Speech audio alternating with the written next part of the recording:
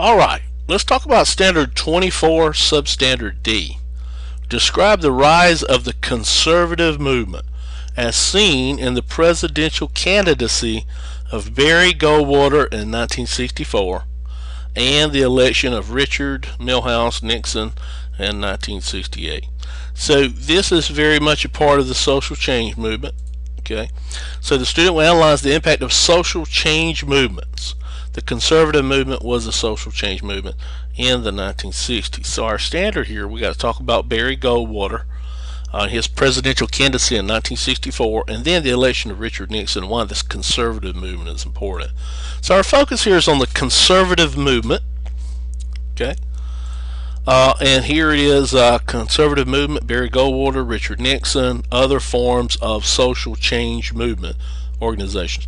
Don't get the conservative movement mixed it with the conservation movement. Conservation is setting aside or saving or preserving the wilderness or other types of features of our interior in the United States that was under Theodore Roosevelt and the progressives. That's a totally different era. Okay, the conservative era deals with political things, so don't get these mixed up. A lot of students get those mixed up. But the conservative movement down here is our last movement we're going to talk about. We've talked about civil rights movement, women's liberation, anti-Vietnam War movement, United Farm Workers movement, modern environmental movement. All those are social change movements we've been talking about. Now the last one is the conservative movement. So we're gonna single it out, talk about this in this video. Barry Goldwater, Richard Nixon, Ronald Reagan, eventually this conservative movement. So let's talk about Barry Goldwater here. He runs for president in 1964 as a Republican candidate. He is going to lose. He's going to lose to Lyndon Baines Johnson, the Democrat. And so he is a senator from Arizona. He is extremely conservative in his viewpoints. Johnson was very liberal. That's what we call liberal. We're about to talk about that in a minute. Barry Goldwater is going to win the Republican presidential nomination. For the Republican primary, he is going to win it. He's going to be Lyndon Johnson's opponent in 1964. And he's going to lose the presidential election. But he wins the Republican presidential nomination or primary. And that shows a significant departure from liberalism in the United States and the rise of the conservative movement. Let's talk about this. Liberals moved to, let's see, end segregation. Alright, the liberal movement was a movement to end segregation as part of civil rights, establish stricter regulations, part of the modern environmental movement, and to finance the Great Society under Johnson, increasing the role of government, the power of government, the size of government, to enforce social activism. Okay, that's what liberals did with government. They increased the power and size of the government. The conservative movement is a backlash from that. It is going in the opposite direction. And these conservatives are going to advocate for lesser government action, decrease the size of government, lower the taxes. See, all these social activism, all this Social Security and Medicare and all these things here, the liberals are pushing cost too much money, cost an increase in taxes. Well, these conservatives want to reduce the power of the government, reduce the size of the government, lower the taxes, limit government power, protect personal freedoms. We're going to look at how they oppose civil rights, not because they didn't like blacks, but because they believed in right to assemble, the right to free speech, right to property, protect property rights, limit the government's control over social issues and people. They thought the government was exercising too much power over the people, so they opposed these liberals, and this is the rise of the conservative movement. Let's look at some examples of this, okay? All right, let's look at some pictures. All right, let me see if I can break it down for you. Under the liberal movement that began in 1932 with the election of President Franklin Delano, FDR, he is going to increase the size of government. The government is going to spend more and more and more money under Roosevelt, and then in the 1960s under the Great Society program.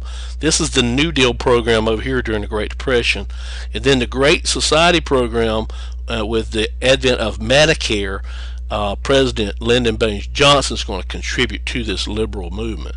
Well, the conservatives are a group of men and politicians and like-minded people who formed a backlash against this government assumption of power and the growth of power and the growth of government and the growth of deficit spending and creating debt to pay for Social Security and Medicare.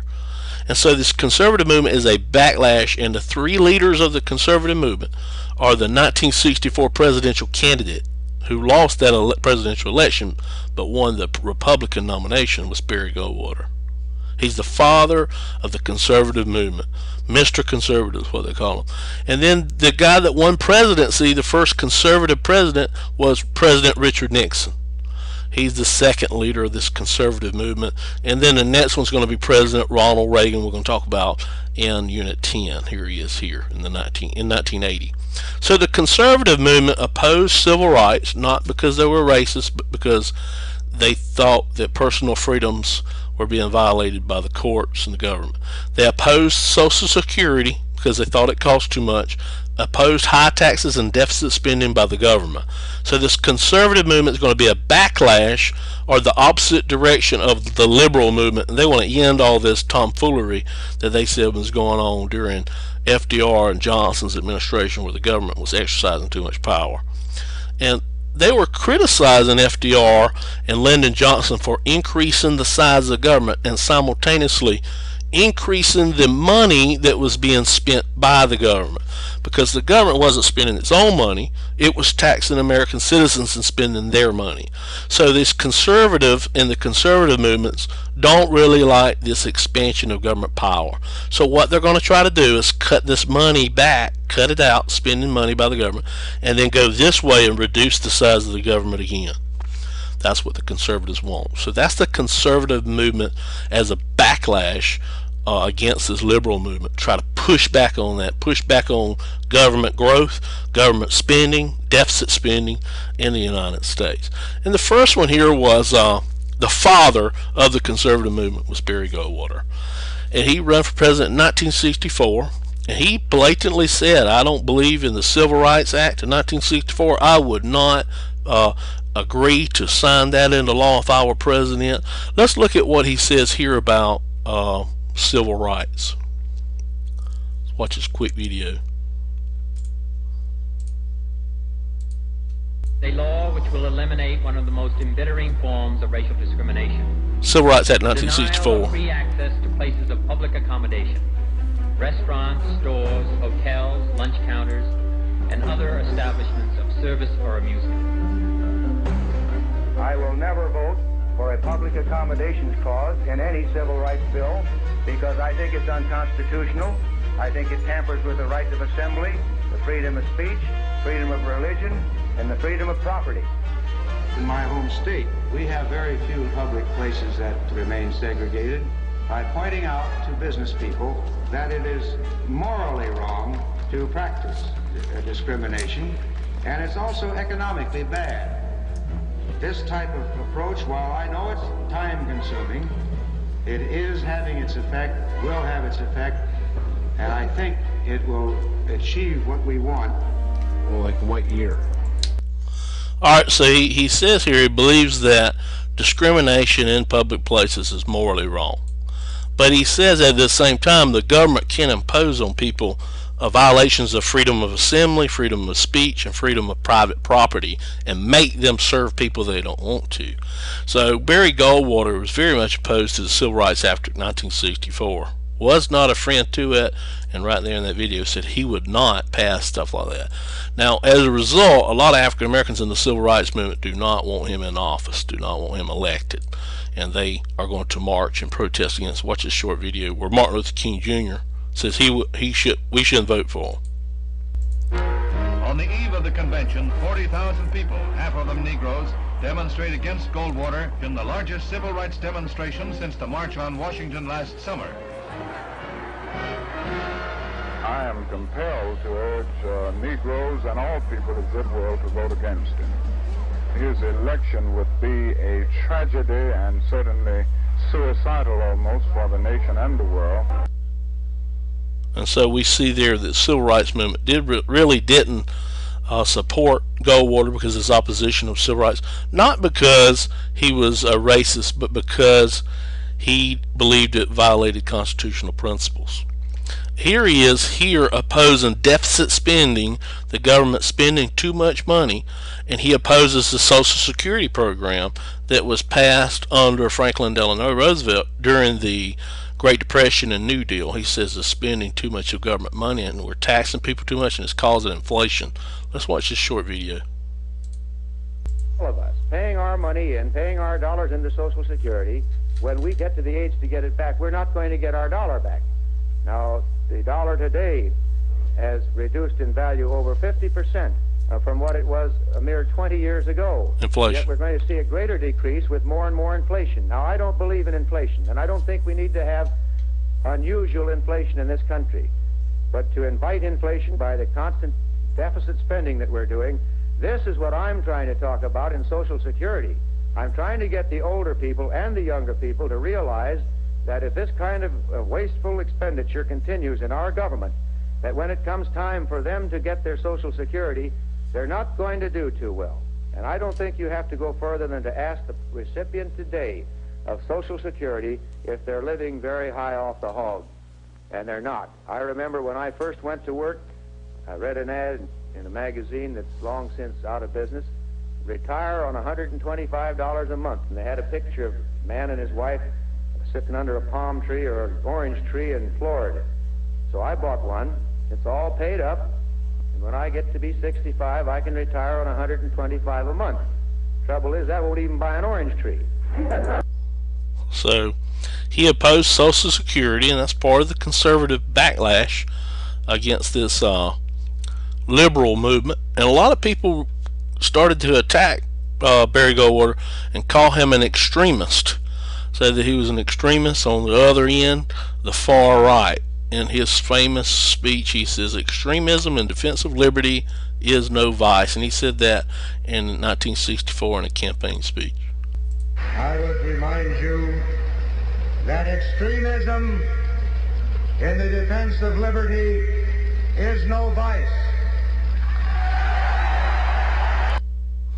And so he says we're spending too much money, we're inflating the dollar, causing inflation, the government's getting too big for us, and because of all these liberal programs. So this shows you his stance on deficit spending, high taxes, and Social Security and civil rights, how he opposed those, this backlash against this liberal movement promotions or policies.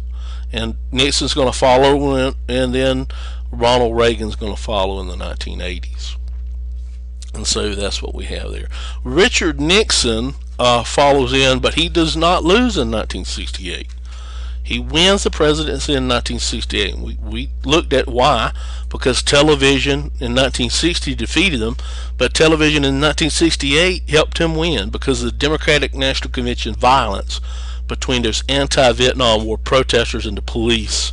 The violence there live on TV made people in the United States question whether our government could survive or continue past that point, and people started yearning for a return to peaceful, non-violent era where we all got along. So Richard Nixon ran on law and order as a theme and return to peace, and he wins the presidency in 1968. So he is going to benefit from that violence at the Democratic National Convention, and he was the Republican candidate then. But he, in 1968, he wins, and he starts to cut government programs by giving more power back to the states. We're going to look at that in a minute, and turn back the aggressive tide of civil rights. He wanted to give more power back to the states. The power of the federal government had become too large, according to him and Goldwater. He rides on Goldwater's coattails, and in 68 he's going to win too. It's going to help him some. We refer to the devolving or giving back to the states power that federal government has. We call that devolution. They refer to it as devolution revolution in the study of government, when power is going to be passed back to the states with Nixon and Reagan. And he called it new federalism, was what Nixon called it. And this is a backlash to liberalism as part of the conservative movement. It's backlash to FDR and LBJ assuming too much power with the federal government. He wants to send it back to the states. Turn back the federal government gaining more and more powers, and to give those powers to the states. Reduce the size of the United States government. And here's a speech where he talks about doing that, devolving the powers back to the states. And in the Republican National Convention speech where he accepts their nomination in '68 before he won, he gives this speech here. And he is a man who fully shares my conviction and yours that after a period of 40 years, when power has gone from the cities and the states to the government in Washington, D.C., it's time to have power go back from Washington to the states and to the cities of this country all over America. And so with that, starting with Barry Goldwater, the leader, the father of the conservative movement, the presidential candidate, Republican presidential candidate in 1964, who wins the nomination, Barry Goldwater, with conservative ideas, is going to, Nixon's going to ride on his coattails and become a conservative president. And when he wins in '68, and then in 1980, President Ronald Reagan is going to devolve powers back to the states and reduce the power of the federal government. And that's the conservative movement.